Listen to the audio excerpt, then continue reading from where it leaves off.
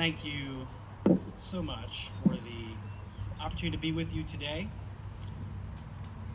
It would be very easy to hit the snooze button, get at the start of your holiday, but instead you chose to come here and honor the fallen with your presence, and I really want to thank you for that. I want to thank the band, Color Guard, VFW, and the auxiliary for all of their work to make this great event happen each year. It's my pleasure to be with you. Now, some of you may have heard me speak at this event before, and as I sat down and started writing some thoughts for today, I found myself revisiting some familiar themes. I started to write about the hundreds of thousands of Americans who have given their lives over the last 250 years in foreign wars to make and preserve what our country is today.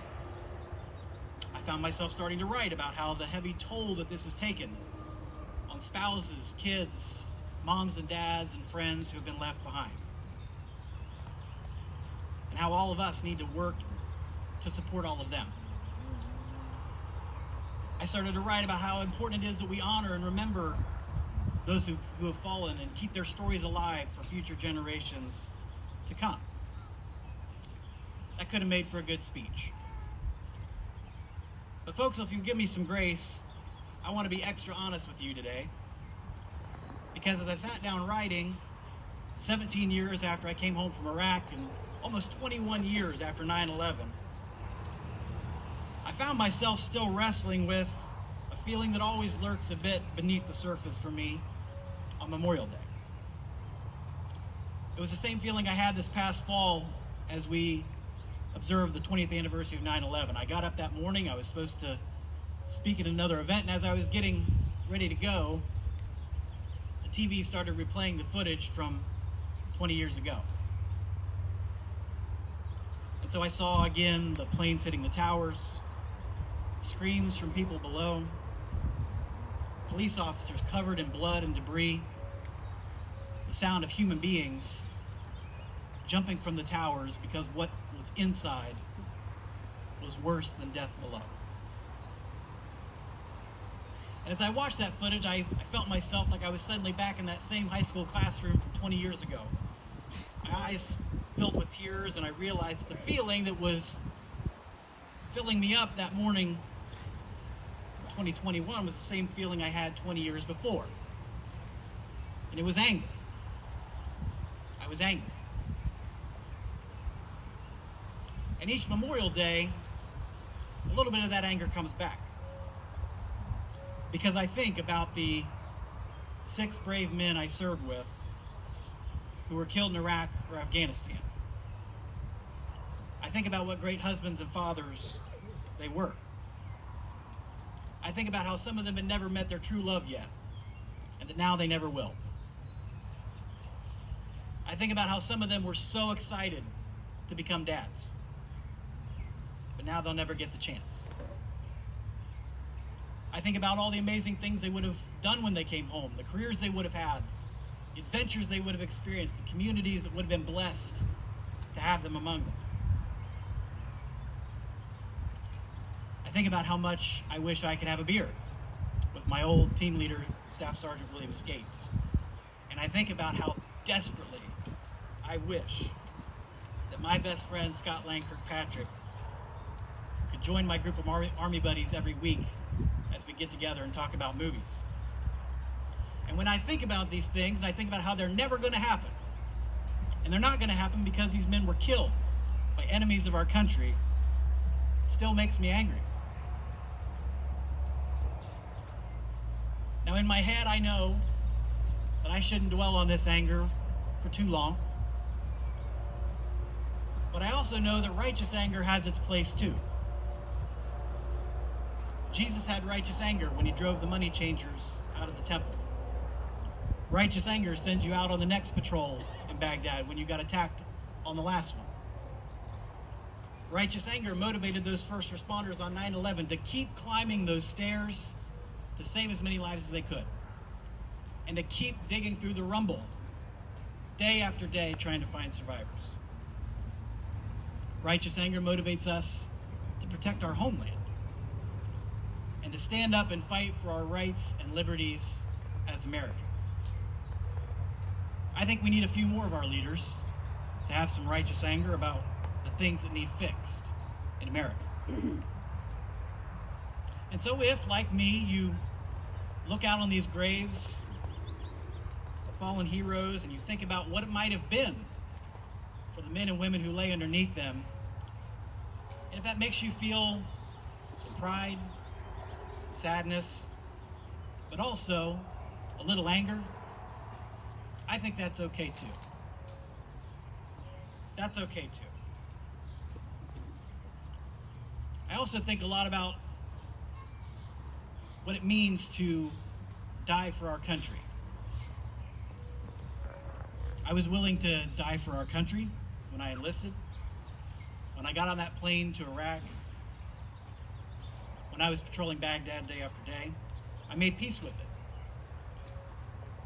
Being willing to die for your country, to me, means that there are things about the United States of America that we love so much that the thought of any future generation not being able to enjoy those blessings is something we are literally willing to die to prevent.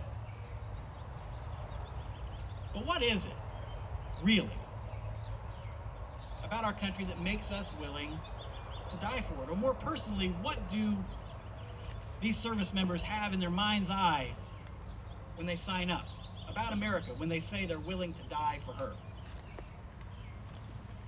Maybe we think about the ideals of the Declaration of Independence: life, liberty, pursuit of happiness. Maybe we think about a beautiful, vast physical landscape: mountains, prairies, oceans, forests, big cities, small towns. And that as Americans, we get to travel around them freely. Maybe we think about the American dream: a land of economic opportunity where hard work is rewarded, and where your beginnings in life don't determine where you're going to end up. Maybe we think about a constitution that safeguards religious liberties to worship as we see fit.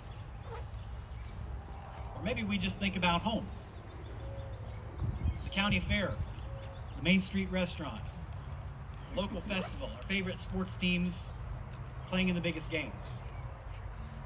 Maybe we think about family: moms, dads, spouses, and kids. That's a bit about what I love about Ohio and about America. And without a doubt, the fallen heroes that we honor today would have loved to enjoy those blessings just a while longer. Unfortunately, they can't. But on this Memorial Day, let me challenge all of us to realize that we can, and we should. That Declaration of Independence I mentioned, it sits in Washington, D.C. Have you ever gone to see it? Are we taking seriously our own pursuits of happiness? What great adventure are we putting off, telling ourselves over and over and over again that we'll get to it someday? America is such a land of opportunity that oppressed and downtrodden people all over the world still long to come here. But are we working to achieve our own American dream? Are we helping somebody we love achieve theirs? We have an amazing, beautiful country. But I've never been to the Grand Canyon. I've never been to the Rocky Mountains. I've never been to Mount Rushmore. What am I waiting for? We have amazing people running amazing restaurants here locally, but we're eating from the same chains week after week. We have sports leagues, a pumpkin show, charitable events happening all around us every single day, but they all need volunteers to make them happen. We have religious liberties in America unlike anything that has been seen in the history of the world. And yet in America, church attendance is at an all-time low. Folks, Memorial Day is set aside for us to honor heroes who literally died fighting to keep us safe, to defend America, and to give us an incredible opportunity to enjoy all the blessings that this country has to offer us. We cannot waste it. Amen.